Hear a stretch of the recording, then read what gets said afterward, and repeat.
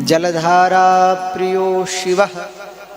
भगवान शंकर को जलधार प्रिय है। कोई एक लोटा जल शिव जी पे चढ़ा दे तो भगवान शंकर प्रसन्न हो जाते हैं। हाँ। आप लोगों के आसपास में शिव जी का मंदिर है तो नित्य जल चढ़ाया कीजिए शिव जी में। खासकर अपने जो बालक हैं, छोटे बालक हैं, उनसे जल चढ़वाया कीजिए, क्योंकि भगवान शंकर जो है वो विद्या के देवता हैं। संपूर्ण विद्याओं को देने वाले कौन है? विद्या की देवी है मां सरस्वती और विद्या के देव हैं भगवान शंकर। इसीलिए विद्यार्थियों के लिए, ब्रह्मचारियों के लिए शिव की ही पूजा श्रेष्ठ है। आपने देखा, अब कहाँ देखा हो, पहले के गुरुकुलों में ब्रह्मचारी और विद्यार्थी भगवान शंकर का पूजन करते थे, क्योंकि शिव की ही कृपा से विद्या प्राप्त होती। तो जो बालक पढ़ाई लिखाई कर रहे हैं, पढ़ने लिखने वाले हैं, वो तो नित्य शिव जी को जल चढ़ाएं। और शिव जी के साथ तो कोई समस्या है भी नहीं कि भाई हमको सुबह नहीं लगा समय, दिन में नहीं लगा, रात में, जब मर्जी तब जाओ, जब समय लगे तब जाओ, एक लोटा जल और घर से लेकर के जाओ, घर से एक लोटा जल। प्राय हम लोग क्या करते हैं कि मंदिर से ही एक लोटा जल भरा, उसको शिव जी में डाल दिया। ऐसे नहीं, अपने घर का जल और अपने घर के एक लोटे में लेकर के जाओ, तब शिव जी को चढ़ाना चाहिए। इससे गृह दोष की भी शांति होती। और विद्यार्थियों को तो भगवान शंकर का पूजन करना ही चाहिए। हमसे कई लोग पूछते हैं कि जो बच्चे पढ़ाई करने वाले हैं वो क्या करें, तो हमने कहा वो दो काम कर लें। एक तो शिवजी में जल चढ़ाना शुरू कर दें नित्य, और एक हनुमान चालीसा का पाठ करना नित्य शुरू कर दें। क्योंकि एक विद्यार्थियों को क्या चाहिए? बल बुद्धि विद्या देहु मोहि। बल बुद्धि विद्या यही तो चाहिए। तो बल बुद्धि विद्या देहु मोहि हरहु कलेश विकार। तो शिवजी में जल अवश्य चढ़ाना चाहिए। दूसरा, कई लोग वैष्णव हैं जो भगवान विष्णु के भक्त हैं, वो कहते हैं कि हम तो विष्णु के भक्त हैं, हम शिव जी को नहीं मानते। पर नहीं, ऐसा नहीं है। बल्कि जो भगवान विष्णु के भक्त हैं उन्हें तो जरूर चढ़ाना चाहिए।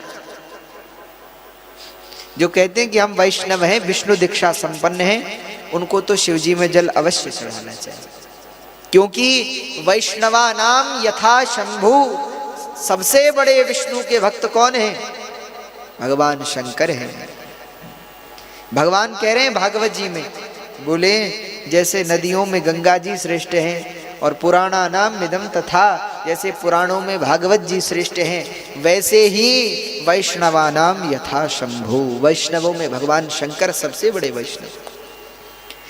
तो शिव की पूजा करने से ही जीवन में विष्णु भक्ति आती है।